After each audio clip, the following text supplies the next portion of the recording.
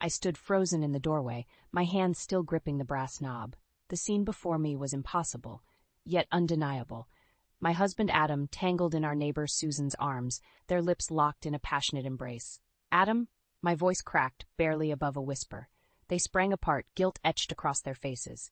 Adam's shirt was unbuttoned, Susan's hair disheveled. I felt sick. "Natalie," Adam stammered, his face flushed. It's not what it looks like." I let out a bitter laugh. "Really? Because it looks like you're kissing our neighbor in our living room." Suzanne at least had the decency to look ashamed. She grabbed her purse, muttering, "I should go," as she rushed past me. I didn't stop her. My eyes were fixed on Adam, the man I'd loved and trusted for 30 years. He stood there, fumbling with his shirt buttons, unable to meet my gaze. "How long?" I demanded, my voice steadier now, fueled by a rising anger. Adam sighed, running a hand through his graying hair. "Natalie, please. It was a mistake, a moment of weakness." "Don't lie to me," I snapped. "How long?" He hesitated, then mumbled, "A few months." The room spun. I gripped the doorframe to steady myself. "Months? While I've been at the hospital with Mom every day, you've been with her?" Adam took a step toward me, his hand outstretched. "Honey, I'm sorry. I never meant to hurt you. It just happened." I recoiled from his touch. Don't you dare touch me." The shrill ring of the telephone cut through the tension. I answered it mechanically, grateful for the distraction. "Hello? Natalie? It's Kathy." My aunt's warm voice was tinged with concern. "How are you holding up, sweetheart?" I glanced at Adam, who was watching me anxiously. I'm not sure, Aunt Kathy. Can I call you back later?" "Of course, dear. I just wanted to check on you. Give your mother my love when you visit today." I hung up, my mind reeling. Mom, the hospital. How could I face all of this? Adam cleared his throat. "Nat, we need to talk about this." I shook my head, grabbing my purse from the hall table. "Not now. I can't even look at you right now." "Where are you going?" He sounded panicked. "To see Mom," I replied, my hand on the doorknob. "Don't wait up." I slammed the door behind me, not caring what the neighbors might think. Let them talk. My perfectly manicured life had just imploded, and I couldn't bring myself to care about appearances. As I drove to the hospital, my mind raced. How had I not seen this coming? Had I been so wrapped up in Mom's illness that I'd missed the signs, or had I simply trusted Adam too much? I parked in the familiar lot, taking a moment to compose myself before heading inside. Mom didn't need to see me like this. She had enough to worry about. The antiseptic smell hit me as I entered the oncology ward. I plastered on a smile, nodding to the nurses I'd come to know so well over the past months. "Hi, Mom," I said softly, entering her room. She turned her head, her smile weak but genuine. "Natalie, sweetheart, I was hoping you'd come today." I sat beside her bed, taking her frail hand in mine. "Of course, how are you feeling?" She studied my face, her brow furrowing. "The question is, how are you feeling? You look upset." I should have known I couldn't hide anything from her. Even now, sick as she was, she could read me like a book. "It's nothing, Mom," I lied. "Just a little tired." She squeezed my hand. "Natalie Elizabeth, don't you lie to your mother. What's wrong?" I felt tears welling up, threatening to spill over. How could I tell her? How could I add to her burdens? But as I looked into her concerned eyes, I knew I couldn't keep this from her. She'd always been my rock, my confidant. Even now, she was trying to take care of me. "Oh, Mom," I whispered, my voice breaking. "It's Adam. I think he's having an affair." The hospital corridor seemed endless as I made my way to the cafeteria. My conversation with Mom had left me drained, but her words echoed in my mind. "Don't let this define you, Natalie. You're stronger than you know." I spotted Aunt Kathy at our usual table, her silver hair gleaming under the harsh fluorescent lights. She waved me over, concern etched on her face. "Oh, honey," she said, pulling me into a hug. "You look like you've been through the ringer." I sank into the chair opposite her, fighting back tears. "It's Adam," I confessed. "I caught him with Susan." Aunt Kathy's eyes widened. "Our neighbor Susan? That hussy." Despite everything, I couldn't help but chuckle at her indignation. "It gets worse," I continued. "It's been going on for months." She reached across the table, squeezing my hand. "I'm so sorry, Natalie. What are you going to do?" I shook my head, uncertainty washing over me. "I don't know. I can't even think straight with everything going on with Mom." "How is she doing?" Aunt Kathy asked softly. "Not good," I admitted. The doctors say it's just a matter of time now. We sat in silence for a moment, the weight of it all pressing down on us. Then Aunt Kathy straightened up, a determined look in her eye. "Well, we can't change what's happening with your mother," she said firmly, "but we can deal with that rat bastard you call a husband." I couldn't help but smile at her fiery spirit. "What do you suggest?" "First, we need to find out exactly what's been going on," she said, leaning in conspiratorially, "and I think I know just how to do it." Before she could elaborate, my phone buzzed. It was a text from Adam. "We need to talk. Please come home." I showed Aunt Kathy the message, my stomach churning. "Go," she urged. "But remember, you hold the cards now. Don't let him off easy." With a deep breath, I headed home, steeling myself for the confrontation ahead. As I pulled into our driveway, I noticed Susan's curtains twitching. Let her watch, I thought bitterly. Adam was waiting in the living room, pacing nervously. He looked up as I entered, his face a mask of remorse. "Natalie, I'm so sorry," he began. "I never meant for this to happen. It was a mistake, a terrible mistake." I held up a hand, silencing him. "Save it, Adam. I don't want to hear your excuses." He deflated, sinking onto the couch. "What can I do? How can I make this right?" I laughed humorlessly. "Make it right? You've been sleeping with our neighbor for months. While I've been taking care of my dying mother, you've been... God, I can't even say it." "I know," he said, his voice barely above a whisper. "I'm a bastard, but I love you, Natalie. We can get through this." As I opened my mouth to respond, my phone rang. It was the hospital. "Mrs. Henderson, it's about your mother. You need to come quickly." The world seemed to tilt on its axis. I grabbed my purse, heading for the door. "Natalie?" Adam called after me. "What's wrong?" "It's Mom," I said, my voice hollow. "I have to go." He stood, reaching for his keys. "I'll drive you." I hesitated for a moment, torn between my anger and my need for support. Finally, I nodded. The drive to the hospital was tense, filled with unspoken words and simmering emotions. As we rushed through the corridors, I pushed aside thoughts of Adam's betrayal. Mom needed me now. We found Aunt Kathy outside Mom's room, her eyes red-rimmed. "Oh, Natalie," she said, pulling me close. "The doctor says it won't be long now." I entered the room, Adam trailing behind. Mom lay still, her breathing labored. I took her hand, fighting back tears. "I'm here, Mom," I whispered. "I'm right here." Her eyes fluttered open, focusing on me with effort. "Natalie," she breathed, "my brave girl." I felt Adam's hand on my shoulder, a gesture of comfort I both craved and resented. Mom's gaze shifted to him, a frown creasing her brow. "Adam," she said, her voice surprisingly strong, "you take care of my daughter, you hear me? No more foolishness." Adam and I exchanged shocked glances. How did she know? Before we could respond, Mom's eyes closed, her breathing becoming more erratic. The monitor beside her bed began to beep urgently. As nurses rushed in, I felt my world crumbling around me. In that moment, caught between my dying mother and my unfaithful husband, I realized nothing would ever be the same again.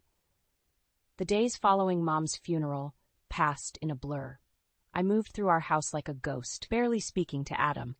He tried to reach out, but I couldn't bring myself to discuss our problems. Not yet. One afternoon, I was sorting through Mom's belongings when the doorbell rang. I opened it to find Elaine, Adam's mother, standing there with a sympathetic smile that didn't quite reach her eyes. "Natalie, dear," she cooed, pulling me into an unwanted hug. "I'm so sorry for your loss." I stiffened, but forced myself to be polite. "Thank you, Elaine. Please come in." As we settled in the living room, Elaine's gaze darted around, assessing. "How are you holding up?" she asked, her voice dripping with false concern. "As well as can be expected," I replied curtly. She nodded, then leaned forward. "Listen, dear, I hate to bring this up at such a difficult time, but I was wondering if Adam mentioned anything about helping me with a little financial matter?" I blinked, caught off guard. "Financial matter? Oh, it's nothing really," she said, waving a manicured hand. "Just a small loan. Adam usually handles these things for me."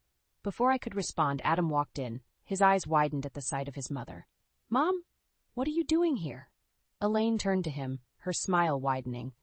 "Adam, darling, I was just talking to Natalie about that little loan we discussed." I looked between them, confusion turning to suspicion. "What loan?" Adam shifted uncomfortably. "It's nothing, Nat. Just a small amount to help Mom with some bills."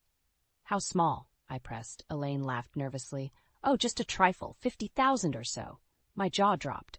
$50,000. Adam, we can't afford that. He ran a hand through his hair, avoiding my gaze. It's fine, Natalie. I've got it covered. Covered how? I demanded, my voice rising. We're still paying off the second mortgage we took out for Mom's medical bills. Elaine stood, smoothing her skirt. Well, I can see this is a bad time. Adam, dear, why don't you call me later to discuss the details? As she hurried out, I turned to Adam, fury building inside me. What the hell is going on? First Susan, now secret loans to your mother? Adam sighed heavily. It's complicated, Nat. Mom's been having some financial troubles lately. And that's our problem, why? I snapped. We have our own bills to worry about. She's family, Adam argued weakly. I laughed bitterly. Family? Where was she when my mother was dying, when we were drowning in hospital bills? Adam's phone buzzed. He glanced at it, his face paling. I have to take this, he muttered, stepping out of the room. I followed, my suspicion growing. As he spoke, in hushed tones, I caught snippets of the conversation. No, I can't get more right now. I know, but Natalie's asking questions. Just give me some time. When he hung up, I was standing in the doorway, arms crossed. Who was that? Adam jumped, guilt flashing across his face. Nobody, just work stuff. Don't lie to me, I hissed. Not again. What are you hiding, Adam? He slumped against the wall, suddenly looking older than his years. I'm in trouble, Nat. Nat, he whispered. Big trouble. My heart raced. What kind of trouble? Adam opened his mouth to respond, but was cut off by another knock at the door. We exchanged glances before I went to answer it. Two men in suits stood on our porch, their expressions grim. Mrs. Henderson, one asked. I'm Detective Johnson. This is Detective Martinez. We need to speak with your husband. I felt the blood drain from my face. What's this about? Detective Johnson's eyes hardened. Ma'am, we have reason to believe your husband may be involved in a significant financial fraud scheme. We have a warrant for his arrest. As Adam appeared behind me, his face ashen, I realized that my world, already shaken by his infidelity and my mother's death, was about to crumble completely. The man I thought I knew, the life I thought we had built together, was nothing but a house of cards, and now it was all falling down around me. The house felt like a prison. Every room held memories of the life I thought I had, now tainted by Adam's betrayals. It had been a week since his arrest, and I was still reeling from the revelations that followed. I paced the living room, my mind racing. The sound of the doorbell made me jump. I opened it to find Susan standing there, looking uncomfortable.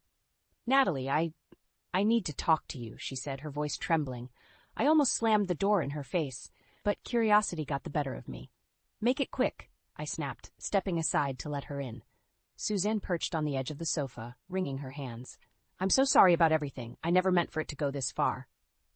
This far? I laughed bitterly. You mean sleeping with my husband wasn't the end goal? She flinched. No, it's complicated. Adam, he was using me. I froze. What do you mean? Susan took a deep breath. He needed information about my work at the bank. Said it was for a big investment opportunity. I thought he loved me. My head spun.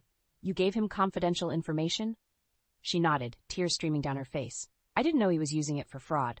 I swear, Natalie, I had no idea. As Susan sobbed, my phone rang. It was Elaine. I answered, my patience wearing thin. Natalie, dear, Elaine's saccharine voice grated on my nerves. I hope you've reconsidered that loan. With Adam's situation, I'm sure you could use the money back. I gritted my teeth. What are you talking about, Elaine? What money? There was a pause. The money Adam's been sending me, of course, for my new condo. My blood ran cold. How much exactly has Adam been sending you? Oh, about $500,000 over the past year, Elaine said casually. But don't worry. I'm sure once this misunderstanding with the police is cleared up, he'll be able to send the rest. I ended the call, my hands shaking. $500,000. Our life savings, gone. Suzanne was staring at me, her eyes wide. Natalie, I'm so sorry. I never meant. Get out, I hissed. Get out of my house and stay away from my family. As soon as she left, I called Aunt Kathy. I need your help, I said, my voice breaking. Everything's falling apart. An hour later, Aunt Kathy arrived, armed with a bottle of wine and a determined expression. As I poured out the whole sordid story, she listened intently, her face growing grimmer by the minute. Oh, honey, she sighed when I finished. What a mess, but we'll figure this out together. I took a shaky breath. I don't even know where to start. The house is mortgaged to the hilt, our savings are gone, and now there's this fraud investigation. Aunt Kathy's eyes narrowed. First things first, we need to protect you and your assets. Tomorrow, we're going to see my lawyer friend, Sarah. She specializes in cases like this.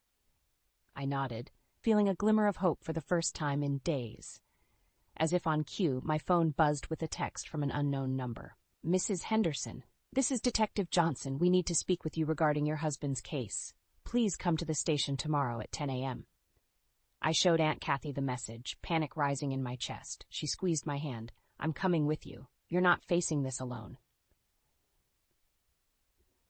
As we sat there, planning our next moves, I felt a strange mix of fear and determination. My world had been shattered, but I was still standing, and I'd be damned if I let Adam's mistakes drag me down with him.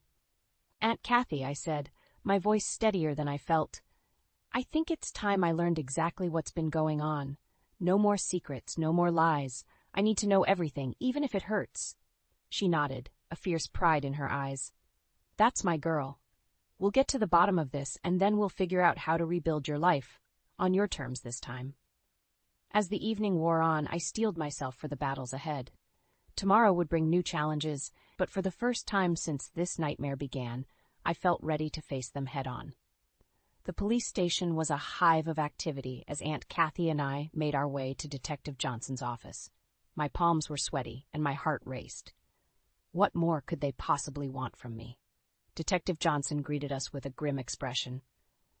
Mrs. Henderson, thank you for coming. We've uncovered some troubling information about your husband's activities. I braced myself. What kind of information? He slid a folder across the desk. It appears Adam was involved in a complex embezzlement scheme.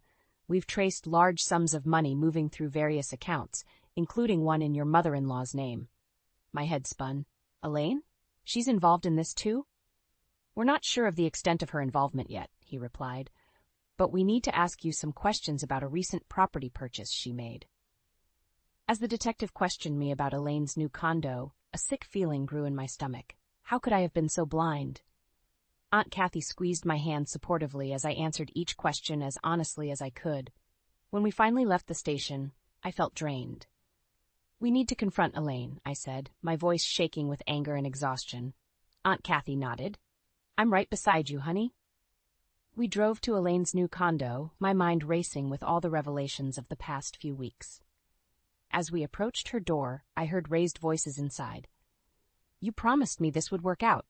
Elaine's shrill voice carried through the door. Now what am I supposed to do? A man's voice responded, too low to make out the words. I knocked firmly, my heart pounding. The voices inside went silent. After a moment, Elaine opened the door, her face flushed. Natalie, what are you doing here? I pushed past her into the living room, Aunt Kathy close behind. A man I didn't recognize stood by the window, looking uncomfortable. Who's this? I demanded. Elaine's eyes darted between us. Just a friend, Natalie. This really isn't a good time. No, I think it's the perfect time, I interrupted. The police just questioned me about this condo, Elaine. What's really going on here? The man by the window cleared his throat. I should go, he muttered, heading for the door. Wait, I called out. Are you involved in Adam's scheme, too? He froze, then slowly turned back. Look, lady, I don't know anything about any scheme. I'm just the real estate agent who sold this place to Mrs. Henderson. Elaine's face had gone pale. Natalie, please let me explain. But I was beyond listening. Explain what? How you and Adam stole my mother's inheritance? How you've been lying to me for months? Tears welled up in Elaine's eyes. It wasn't supposed to be like this. Adam said he had a foolproof investment plan. We were going to make so much money. The real estate agent took advantage of the commotion to slip out, leaving us alone with Elaine. Aunt Kathy stepped forward, her voice steel. How much did you know about Adam's illegal activities, Elaine? Elaine collapsed onto the sofa, sobbing. I didn't know it was illegal. I swear. Adam just said he needed my help to move some money around. He promised we'd all be rich. I felt sick. And my mother's inheritance? Was that part of the plan, too? Elaine nodded miserably. Adam said once your mother passed, we'd have even more to invest. I'm sorry, Natalie. I never meant for it to go this far. As I stood there, staring at my sobbing mother-in-law, a strange calm settled over me. In that moment, I realized I had a choice to make. I could let this betrayal consume me, or I could use it as fuel to rebuild my life on my own terms. I turned to Aunt Kathy, my voice steady. I want to see Mom's lawyer tomorrow. It's time I took control of my own future. Aunt Kathy nodded, a proud smile on her face. That's my girl. As we left Elaine's condo, I felt a weight lift from my shoulders.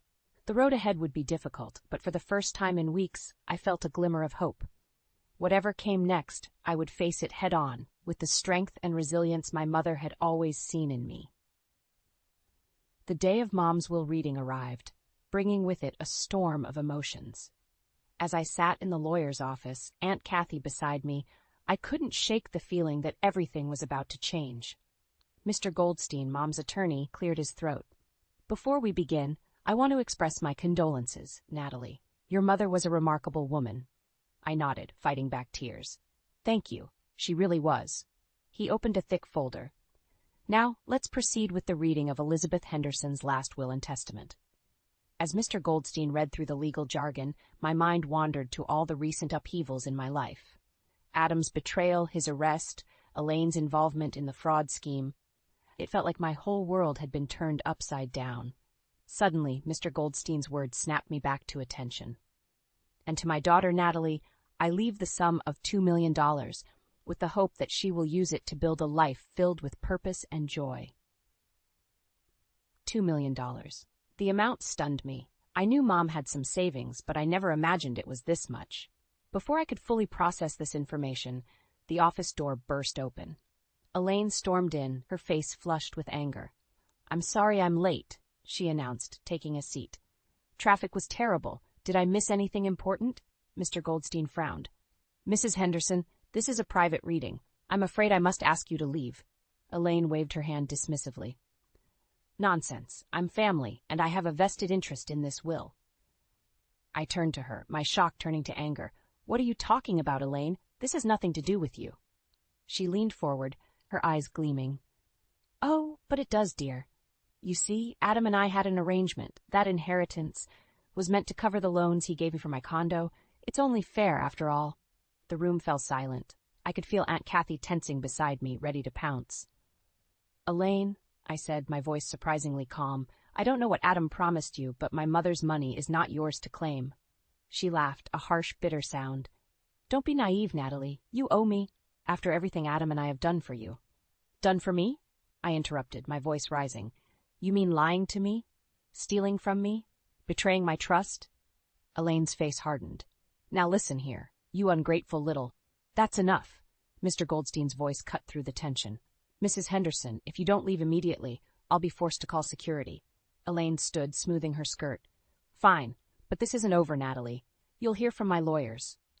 As she stormed out, I felt a strange mix of anger and relief wash over me. I turned to Mr. Goldstein. I'm so sorry about that. Please continue. He nodded, looking shaken. Right. Well, as I was saying, your mother left you $2 million. However, there's a condition attached to the inheritance. My heart sank. What kind of condition? Mr. Goldstein adjusted his glasses. The money is to be held in trust for 1 year. During that time, you're to volunteer at least 20 hours a week at a charitable organization of your choosing. Only after completing this requirement will the funds be released to you. I sat back, stunned.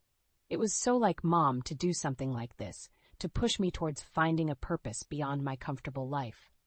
Aunt Kathy squeezed my hand. Your mother always knew what was best for you, Natalie. This is her final gift, a chance to rediscover yourself. As we left the office, my mind was reeling. $2 million, a year of volunteer work, Elaine's threats, it was overwhelming. But as we stepped out into the sunlight, I felt a strange sense of clarity. I knew what I had to do. Aunt Kathy, I said, my voice steady, I've made a decision.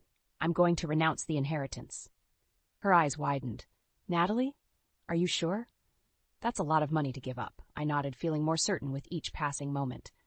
I'm sure. Mom wanted me to find purpose, and I will. But I want to do it on my own terms, not because of some condition in her will. As the words left my mouth, I felt a weight lift from my shoulders. For the first time in months, I felt truly in control of my life. Whatever challenges lay ahead, I was ready to face them head on. The morning after my decision to renounce the inheritance, I woke to a barrage of missed calls and angry text messages from Elaine. I knew I had to face her, but I needed to speak with Aunt Kathy first. I found her in her small apartment, surrounded by stacks of papers and folders. Her eyes lit up when she saw me. "Natalie, I've been thinking about your decision. Are you absolutely sure about this?" I nodded, feeling more certain than ever. "I am, Aunt Kathy, but I have an idea. I want you to take the inheritance." Her jaw dropped. "Me? But Natalie, that's your mother's money. It's meant for you." "Mom wanted me to find purpose," I explained, "and I will. But you've always dreamed of starting that charity organization. With this money, you can make it happen." Tears welled up in Aunt Kathy's eyes. "Oh, Natalie, I don't know what to say." Before she could respond further, my phone rang. It was Elaine. I took a deep breath and answered. "Natalie?" Elaine's voice was cold. "We need to talk. Now." 20 minutes later, I was standing in Elaine's living room, facing not only her but Adam as well. He'd been released on bail, looking haggard and defeated. "Sit down," Elaine commanded. I remained standing. "I'll get right to the point," she continued. "Your little stunt with the inheritance ends now. You're going to call that lawyer and tell him you've changed your mind." I felt a surge of anger. "That's not happening, Elaine. The money is going to Aunt Kathy, and that's final." Adam stepped forward, his eyes pleading. "Natalie, please, we need that money. My legal fees, the restitution, we'll lose everything if you don't help us." I stared at him, disbelief turning to fury. "You want me to use my dead mother's money to bail you out of your fraud charges? Are you insane?" Elaine's face turned red. "Now you listen here, you ungrateful little—" "No, you listen," I interrupted, my voice rising. "I'm done with your manipulation and lies, both of you. That money was my mother's legacy, and I've chosen to honor it by giving it to someone who will use it for good." Adam reached for my hand. I jerked away. "Nat, please. I know I've made mistakes, but I love you. We can fix this together." For a moment, I wavered. Then I remembered all the betrayals, all the lies. "No, Adam, we can't. It's over." Elaine lunged forward, grabbing my arm. "You can't do this to us. We're family." I wrenched free. "Family? You've got a funny way of showing it." As I turned to leave, Elaine shouted, "I'll contest the will. I'll tell everyone about Adam's affair, about your part in the fraud scheme." I spun around. "My part? I had nothing to do with your illegal activities." "Oh, really?" Elaine sneered. "And who do you think the police will believe when I tell them you knew all about it?" My heart raced. Was she really threatening to frame me? I looked at Adam, hoping to see some sign of the man I'd married. But he just stood there, silent and broken. In that moment, something inside me snapped. All the pain, all the anger I'd been holding back, came rushing to the surface. "Go ahead," I said, my voice low and dangerous. "Try it. Because I've got nothing left to lose, Elaine. You've taken everything from me, my trust, my marriage, my peace of mind. But I won't let you take my integrity or my mother's legacy." I stepped closer, meeting her shocked gaze. "So do your worst. But remember this. I'm not the weak, compliant daughter-in-law you thought you knew. I'm Elizabeth Henderson's daughter, and I'm done playing your games." With that, I walked out, slamming the door behind me. My hands were shaking, my heart pounding. But beneath the fear and anger, I felt something else stirring, a fierce determination I hadn't known I possessed. As I drove to Aunt Kathy's, my mind raced. Elaine's threats, Adam's betrayal, the looming legal battle, it all seemed overwhelming, but I knew I had to keep fighting. For my mother's memory, for Aunt Kathy's dreams, and for my own future. Whatever came next, I was ready to face it head-on. 6 months had passed since my confrontation with Elaine and Adam. I stood in front of the newly renovated community center, a sense of pride swelling in my chest. Aunt Kathy's dream had become a reality, and I'd been by her side every step of the way. As I unlocked the doors for another day of volunteering, my phone buzzed. It was Adam. I hesitated before answering. "Natalie," his voice was hesitant, "can we talk? In person?" I sighed. "I don't know if that's a good idea, Adam." "Please," he pleaded. "There's something you need to know." An hour later, I sat across from Adam in a small cafe. He looked better than the last time I'd seen him. Less haggard, more like the man I'd married. "I wanted to apologize," he began, "for everything, the affair, the fraud, not standing up to my mother. I've been in therapy, trying to understand why I did what I did." I nodded, unsure of what to say. He continued, "But that's not why I asked you here. Natalie, Elaine is coming to see you today. She's desperate." My heart raced. "What do you mean? She's lost everything, the condo, her savings. She's going to beg you for money, maybe even threaten you again." "I wanted you to be prepared." As if on cue, the cafe door opened and Elaine walked in. She looked older, defeated. When she saw us, she froze. "Well," she said, her voice brittle, "isn't this cozy?"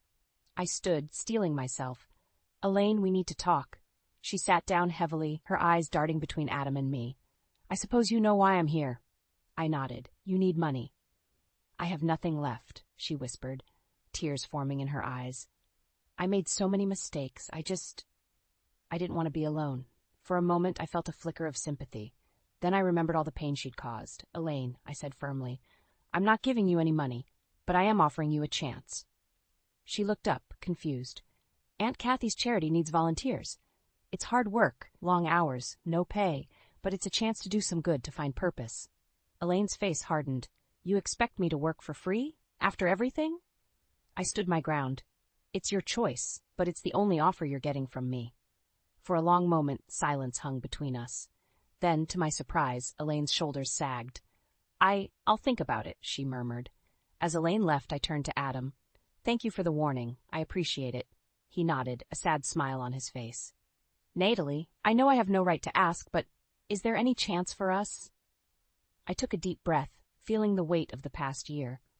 "Adam, I don't know. You hurt me deeply, but I'd be lying if I said I didn't still care about you." Hope flickered in his eyes. What if we started over? Not as husband and wife, but as friends. I could volunteer at the center too, if you'll have me." I considered his offer. Part of me wanted to refuse, to protect myself from further pain. But another part, the part that sounded like my mother's voice, urged me to take a chance. "Okay," I said finally. "Friends, and you can start volunteering next week." As I walked back to the community center, I felt a sense of peace wash over me. The past year had been a crucible, burning away the person I thought I was and revealing someone stronger, more resilient. I thought of my mother, of her final gift to me. It wasn't the money, it was the push to find my own path, to discover my own strength. Aunt Kathy was waiting for me at the center, her face beaming. "Ready for another day, partner?" I smiled, feeling truly ready for the first time in months. "More than ready, Aunt Kathy. Let's make Mom proud." As we walked into the bustling community center together, I knew that whatever challenges lay ahead, I had the strength to face them. I had found my purpose, my voice, and my true family. And in doing so, I had found myself.